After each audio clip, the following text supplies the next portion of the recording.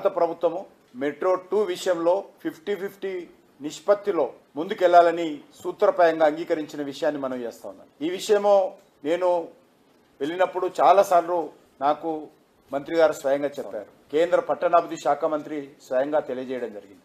అదేవిధంగా metro phase 1 కూడా గతంలోనే భారత ప్రభుత్వం 1250 కోట్లు మెట్రో ఫేజ్ 1కి ఇవ్వడం జరిగింది. చివరకు మెట్రో ఫేజ్ 1 పూర్తయిన తర్వాత నరేంద్ర మోడీ గారు స్వయంగా హైదరాబాద్కు వచ్చి మెట్రో ఫేజ్ 1 ప్రారంభించిన విషయాన్ని కూడా ఈ సందర్భంగా మనం చేస్తా ఉన్నాం. దేశవ్యాప్తంగా అనేక మెట్రోలకు సెకండ్ ఫేజ్ కు థర్డ్ ఫేజ్ కు ఏ రకంగానైతే కేంద్ర ప్రభుత్వం సహకారం అందిస్తుందో హైదరాబాద్ కూడా అదే విధంగా టెక్నికల్ గా గానీ ఫైనాన్షియల్ గా గానీ మరి చర్చించి రాష్ట్ర ప్రభుత్వాన్ని సహకరిస్తే తప్ప ఇది తెలంగాణ కాబట్టి కిషన్ రెడ్డి గారు వద్దన్నారు కాబట్టి ప్రాజెక్టులు ఎక్కడ ఆగవు. ఇంత అనాలోచితంగా దుందుడుకు విధానంతో ముఖ్యమంత్రి మాట్లాడము ఏమాత్రం సమంజసం కాదు. తెలంగాణ అభివృద్ధి పట్ల మాకు చిత్తశుద్ధి ఉంది. మాకు ఎవరి సర్టిఫికెట్ అవసరం లేదనే విషయాన్ని ఈ సందర్భంగా మనవిస్తున్నాను. నాకు గాని కేంద్ర ప్రభుత్వానికి గాని మోడీ గారికి గాని రేవంత్ రెడ్డి సర్టిఫికెటో కాంగ్రెస్ సర్టిఫికెటో మాకు అవసరం లేదు. మేము రేవంత్ రెడ్డికి జవాబుదారీ కాదు, నేను తెలంగాణ ప్రజలకు జవాబుదారీ, తెలంగాణ అభివృద్ధికి జవాబుదారీ. ఆ రకంగా మోడీ గారు నాయకత్వంలో తెలంగాణ అభివృద్ధి కోసం గత 12 సంవత్సరాలుగా పనిచేశాము, ఇప్పుడు కూడా పనిచేస్తాము. తెలంగాణలో ఏదైతే హామీలు ఇచ్చామో హామీలన్నింటిని కూడా తూచా తప్పకుండా మేము అమలు చేస్తా ఉన్నాము.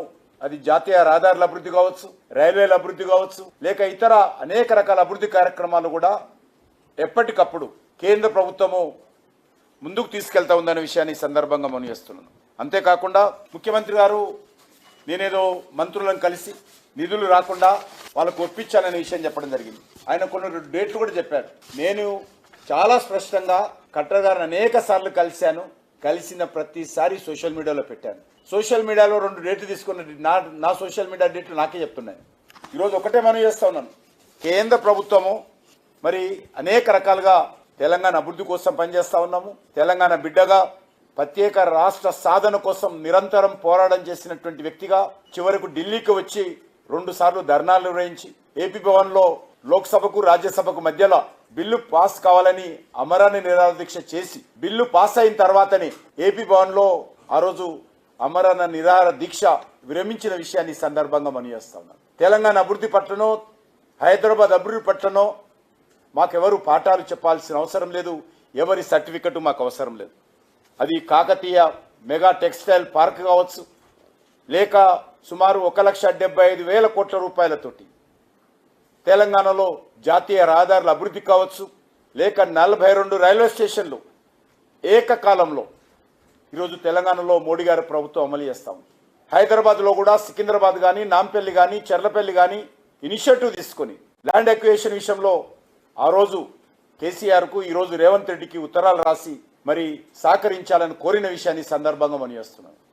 ఒక సికింద్రాబాద్ రైల్వే స్టేషనే 720 కోట్ల రూపాయలతోటి ఆ రైల్వే స్టేషన్ మేము అభివృద్ధి చేస్తున్న విషయాన్ని సందర్భంగా మనం చేస్తున్నాం. 350 కోట్ల రూపాయలతో మన నాంపల్లి రైల్వే స్టేషన్ను ఏ రకంగా మరి పనులు ప్రారంభించామో ఈ సందర్భంగా మనం చేస్తున్నాను. ఇవన్నీ కూడా రేవంత్ రెడ్డి కోరితే చేయలే, కేంద్ర ప్రభుత్వము బాధ్యతగా భావించాం కాబట్టే ఈ పనులు మొదలు పెట్టాము. అదే ఎంఎంటీఎస్ తీసినట్లయితే సిటీలో సెకండ్ ఫేజ్ కోసం నాడు కేసీఆర్ సహకరించకపోయినా మోడీ గారిని ఒప్పించి మోడీ గారిని హైదరాబాద్కు ఆహ్వానించి వారి చేతుల మీదుగా ఎంఎంటీఎస్ ప్రారంభించిన విషయాన్ని మనం చేస్తా ఉన్నాను. అదేవిధంగా జైరాబాద్లో ఇటీవల ఇండస్ట్రియల్ పార్క్, అంతేకాకుండా ఎన్టీపీసీ పవర్ ప్రాజెక్టులు ఈరోజు మరి ఏ రకంగా ముందుకు తీసుకెళ్తున్నాం మనకు తెలుసు. Railway manufacturing unit, railway factory ఈరోజు రాదనుకున్నటువంటి ఫ్యాక్టరీని మళ్ళీ తెలంగాణకు తీసుకొచ్చిన విషయాన్ని మనం చేస్తున్నాం. పార్లమెంటులో చెప్పడం జరిగింది, ఇక వీలు కాదు రైల్వే ప్రాజెక్ట్ అన్నటువంటి స్థలంలో కూడా మళ్ళీ ప్రాజెక్టును మళ్ళీ తెలంగాణకు తెచ్చి ఈరోజు 80% పనులు పూర్తి అయిపోయినాయి.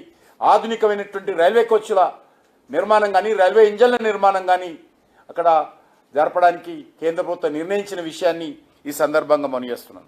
అంతేకాకుండా మరి ఈరోజు అనేక అభివృద్ధి కార్యక్రమాలు ఈరోజు కేంద్ర ప్రభుత్వము తెలంగాణలో అమలు చేస్తూ ఉంది.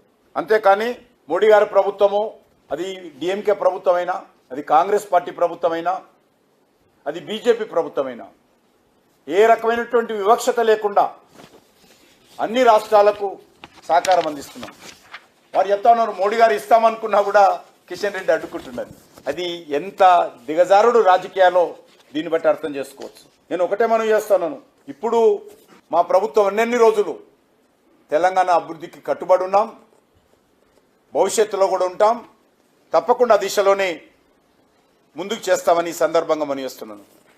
ఇటీవల 11,000 శాసకీయ రుణాలు 50 సంవత్సరాలు వడ్డీ లేకుండా కేంద్ర ప్రభుత్వం రుణం ఇచ్చింది. అదేవిధంగా మరి మూసి పునర్జీవనం కోసం కూడా తెలంగాణ ప్రభుత్వము 4,100 కోట్లు రుణం అడిగితే దానికి ఏషియన్ డెవలప్మెంట్ బ్యాంకు ముందుకొస్తే దానికి ఎన్ఓసి కేంద్ర ప్రభుత్వం ఇచ్చిన విషయాన్ని మనం చేస్తా ఉన్నాం. కేంద్ర కోఆపరేటివ్ శాఖ పరిధిలో ఉన్నటువంటి national cooperative development corporation NCDC దాని ద్వారా ఇప్పటి వరకు గత 10 సంవత్సరాలుగా 1,00,000 కోట్లు తెలంగాణ రాష్ట్రానికి మంజూరు చేయడం జరిగింది. ఈ సంవత్సరమే ఏదైతే పెద్ద పెద్ద ప్రకటనలు చేసుకుని మేము కొన్నామంటున్నారు కదా రేవంత్ రెడ్డి గారు, ఆ యొక్క ధాన్యం కొనుగోలుకు 37,000 కోట్ల రూపాయలు ఈ సంవత్సరం కేంద్ర ప్రభుత్వం ఎన్సిడిసి ద్వారా మంజూరు చేసింది. అందులో ఇప్పటికే 34,000 కోట్ల రూపాయలు తెలంగాణ రాష్ట్రానికి ఎన్సిడిసి అందించిన విషయాన్ని మనం చేస్తా ఉన్నాం. ధాన్యం కొనుగోలుకు కేంద్ర ప్రభుత్వం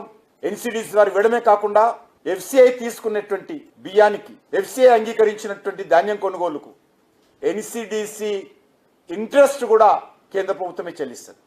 ముఖ్యమంత్రి గారు ఆలోచన చేసుకోవాలి. వారు అనేక సార్లు కలిసి వచ్చారు. అనేక మార్పులు అర్బన్ డెవలప్మెంట్ మినిస్ట్రీ రాష్ట్ర ప్రభుత్వాన్ని సూచించింది. రాష్ట్ర ప్రభుత్వం కూడా అనేక సార్లు ఈ యొక్క ప్రాజెక్టు సంబంధించినటువంటి అనేక మార్పులు కేంద్ర ప్రభుత్వాన్ని కూడా సూచించారు. ఇవి రెండు ప్రభుత్వాల మధ్యలో చర్చల ద్వారా టెక్నికల్గా ఎవాల్యూ చేసుకొని ఈ యొక్క ప్రాజెక్టు ముందుకు తీసుకెళ్లాల్సిన అవసరం ఉంది. అంతే తప్ప మరి రేవంత్ రెడ్డి గారు అనుకున్నట్టో కిషన్ రెడ్డి గారు వద్దన్నట్టో ఏ ప్రాజెక్టు ఆగదన్న విషయాన్ని ఈ సందర్భంగా మనం చేస్తున్నాం. ప్రాజెక్టులు ఆపే సంస్కృతి భారతీయ జనతా పార్టీకి లేదు. అది ఉంటే కాంగ్రెస్ పార్టీకి ఉండొచ్చు తప్ప భారతీయ జనతా పార్టీలో ఎప్పుడు కూడా సంస్కృతి ఆలోచన లేదు.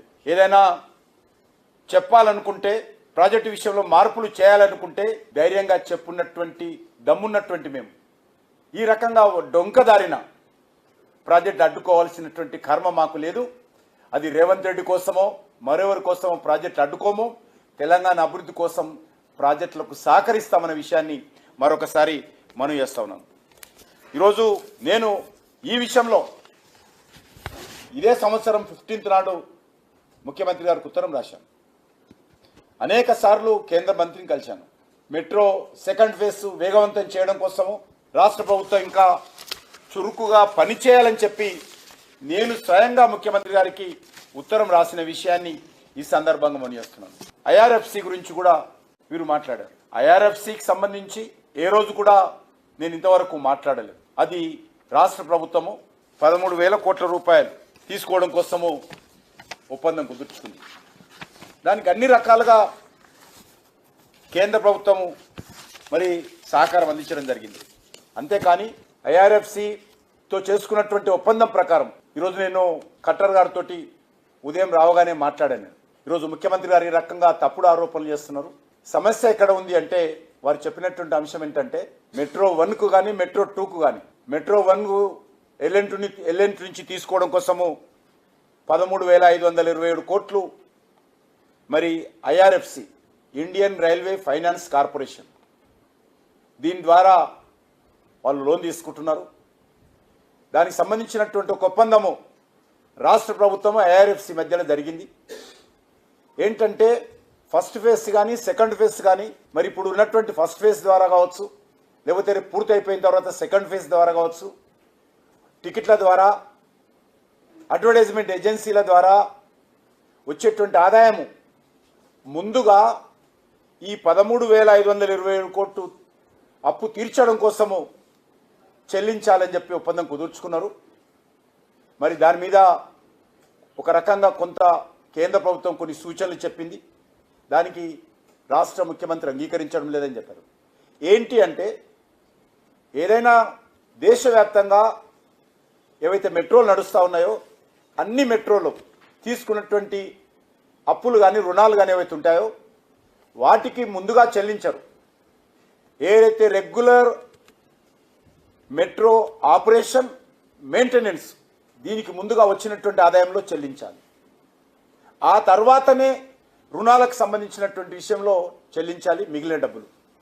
కానీ ఇక్కడ ఈ ఒప్పందంలో ముందుగా ఐఆర్టీసీకి చెల్లిస్తాం వచ్చినటువంటి ఆదాయంలో అన్నప్పుడు నేను ఒకటే ప్రశ్నించాను ముఖ్యమంత్రి గారికి, ఇది చాలా ఇబ్బందికరమైన సమస్య వస్తుంది. ఇప్పటికే మీ ఫేజ్ 1 కూడా నష్టాల్లో ఉంది. కాబట్టి ముందుగా ఆపరేషన్ మెయింటెనెన్స్కు సంబంధించినటువంటి దానికి ఫైనాన్షియల్ సిస్టమ్ ముందు ఫిక్స్ చేసుకోండి. వచ్చినటువంటి ఆదాయాన్ని దాన్ని ఖర్చు పెట్టండి. మిగిలిన ఆదాయము మీరు మరి రేపు సెకండ్ ఫేజ్కు తీసుకున్నటువంటి రుణాల విషయంలో కావచ్చు, ఫస్ట్ ఫేజ్ సంబంధించినటువంటి ఐఆర్ఎఫ్సికి సంబంధించినటువంటి 13,527 కోట్ల రూపాయలు కావచ్చు, దానికి మీరు సర్దుకోండి అని చెప్పాను. దానికి ముఖ్యమంత్రి గారు అంగీకరించలేదని చెప్పడం జరిగింది. ఇక్కడ ఈ చిన్న సమస్య దీన్ని చర్చల ద్వారా పరిష్కారం చేసుకోవాలి. అవసరమైతే రెండు ప్రభుత్వాలు, ఇక్కడ అర్బన్ డెవలప్మెంట్ మినిస్ట్రీ కావచ్చు, రాష్ట్ర ప్రభుత్వం కావచ్చు, దీన్ని మరి అధికారుల మధ్యలో కావచ్చు, ముఖ్యమంత్రి గారు మరి ఇక్కడ అర్బన్ డెవలప్మెంట్ మినిస్ట్రీ దగ్గర చర్చల ద్వారా కానీ దీనికి ఒక అంగీకారము ఆమోదయోగ్యం చేసుకోవాలి తప్ప ఇది ఎవరి మీదనో రుద్దేటువంటి ప్రయత్నం చేయడం ఇది మంచిది కాదనే విషయాన్ని నేను ఈ సందర్భంగా మనవి చేస్తున్నాను. తమ వైఫల్యాల నుంచి దృష్టి మళ్లించేటువంటి ప్రయత్నము ఈరోజు మరి రేవంత్ రెడ్డి గారు చేస్తూ ఉన్నారు. గతంలో కూడా ఇదే మెట్రో విషయంలో గతంలో ఉన్నటువంటి ముఖ్యమంత్రి కేసీఆర్ కూడా అలైన్మెంట్ మార్చాలని ఒక 3 సంవత్సరాలు ఇబ్బంది పెట్టడం జరిగింది. మరి ఇప్పుడు రేవంత్ రెడ్డి గారు కూడా తన దుందుడుకు విధానంతో మరి ఈరోజు కూడా అదే విధంగా వ్యవహరిస్తూ ఉన్నారు. ముఖ్యమంత్రి గారు రాష్ట్ర ప్రభుత్వము ఎప్పుడు కేంద్ర అర్బన్ డెవలప్మెంట్ మినిస్ట్రీతో చర్చలు జరపడానికి వచ్చినప్పుడు కూడా నేను వాళ్ళతో రావడానికి సిద్ధంగా ఉన్నాను. నాకు ఏ రకమైనటువంటి భేషజాలు లేవు. నాకు తెలంగాణ అభివృద్ధి జరగాలి, మా హైదరాబాద్ అభివృద్ధి జరగాలి, హైదరాబాద్ ప్రజలకు తెలంగాణ ప్రజలకు మేలు జరగాలి. దానికోసం మేము సిద్ధంగా ఉన్నాం తప్ప ఈ రకంగా మరి రేవంత్ రెడ్డి లాగా వితండవాదం చేయము. గతంలో కేసీఆర్ ఎక్కడైతే మాట్లాడారో నా పట్ల ఈయన అవన్నీ కూడా మళ్ళీ పరోక్షంగా ఆయనను మాట్లాడుతున్నాడు. కేసీఆర్ ఎట్లా అనలేదా, నేను అన్నానా? ఈరోజు రేవంత్ రెడ్డి వ్యవహారం ఎట్లుందంటే అసలు తెలంగాణలో స్వాతంత్రం వచ్చిన తర్వాత ఈ 79 సంవత్సరాలుగా అక్కడ ప్రభుత్వమే లేదు, ఇక్కడ ముఖ్యమంత్రి లేదు, ఇక్కడ అడ్మినిస్ట్రేషన్ లేదు, ఇక్కడ ప్రజలే లేరు.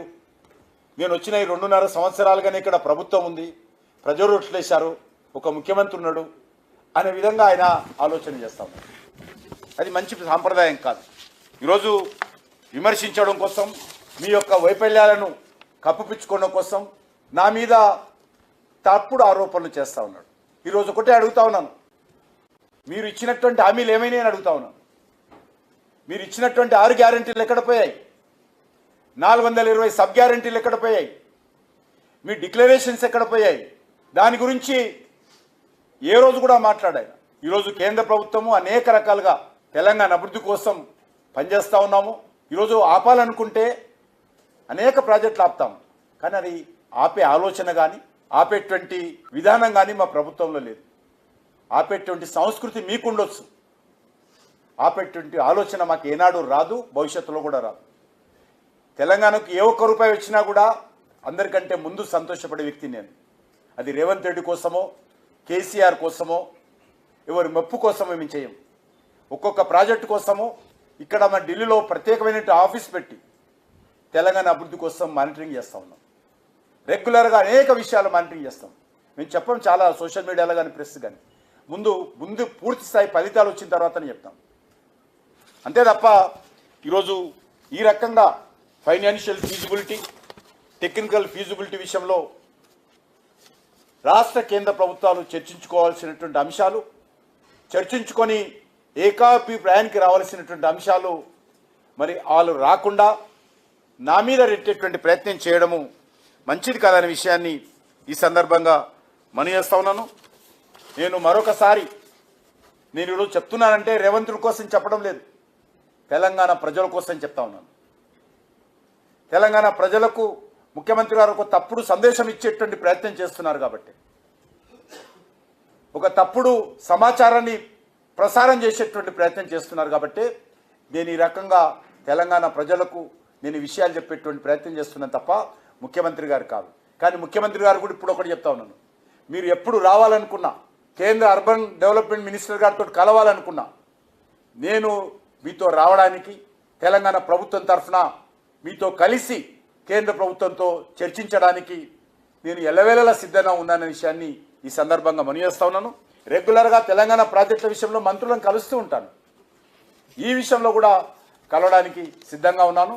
కాబట్టి ఈరోజు ఐఆర్ఎఫ్సికి సంబంధించినటువంటి ఫస్ట్ ప్రాజెక్ట్ ఎల్ఎన్సీని తీసుకోవాల్సినటువంటి లోన్ విషయంలో కావచ్చు, లేక 50-50 ప్రాతిపాదికన మెట్రో సెకండ్ ఫేజ్ సంబంధించినటువంటి ప్రాజెక్టు విషయంలో కావచ్చు, టెక్నికల్ పాయింట్లు ఆర్థిక సంబంధించినటువంటి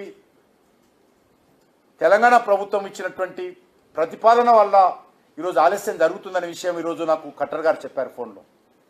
అంతే తప్ప మేము ఆపేటువంటి పరిస్థితి లేదనే విషయాన్ని సందర్భంగా మనం చేస్తా ఉన్నాం. నేను ఈరోజు ఖట్టర్ గారితో మాట్లాడాను, ఈ లోన్ విషయంలో క్లారిటీ లేదు, ఐఆర్ఎఫ్సి క్లారిటీ లేదు, రాష్ట్ర ప్రభుత్వానికి క్లారిటీ లేదు. ఎక్కడ కానీ మెట్రోలకు సంబంధించినటువంటి వచ్చినటువంటి ఆదాయము ముందు ఆపరేషన్ మెయింటెనెన్స్ చేయాలి. ఈరోజు ఢిల్లీలో అత్యధికంగా ప్రాచుర్యం పొందిన ఢిల్లీ మెట్రో కూడా లాస్లో ఉంది, మన హైదరాబాద్ మెట్రో ఫస్ట్ ఫేజ్ లాస్లో ఉంది. అందుకే ఎల్ఎన్టీ వాళ్ళు వెళ్ళిపోయారు. రేపు ఇదంతా కట్టిన తర్వాత ఆగొద్దు, మేము కూడా అందులో సెకండ్ ఫేజ్లో కూడా 50% మేము లోన్ పెడుతున్నాము, మేము భాగస్వాములు అవుతున్నాం. కాబట్టి అది ఉన్నంతలో లాభసాటిగా జరిగే విధంగా మేము సలహాలు ఇచ్చాము తప్ప దాన్ని ఈరోజు మరి ఏదో నువ్వాయిపోయావని నేను ఆపినంటే అది మంచి పద్ధతి కదా అనే విషయం చెప్పడం జరిగింది. ఇక్కడ 50% మనమే ఇస్తున్నాం కదా, మనమే ఇస్తామని ఒప్పుకున్నాం కదా. ఇక్కడ ఐఆర్ఎఫ్సి అది ఫస్ట్ ఫేజ్, ఐఆర్ఎఫ్సి ఇచ్చేది ఫస్ట్ ఫేజ్ ఎల్ఎన్టీకి చెల్లించాల్సిన డబ్బుల కోసం.